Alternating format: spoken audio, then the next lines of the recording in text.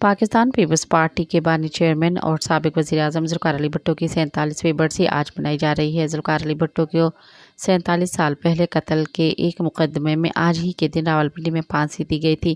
Supreme court March 2024 میں فیصلہ دے چکی ہے کہ ذوالفقار علی بھٹو کا اس مقدمے میں ٹرائل منصفانہ نہیں تھا۔ صدر مملکت آصف علی زرداری نے شہید ذوالفقار علی بھٹو کی 47ویں برسی کے موقع پر اپنے خصوصی پیغام میں کہا کہ بھٹو کو منصفانہ ٹرائل نہیں ملا۔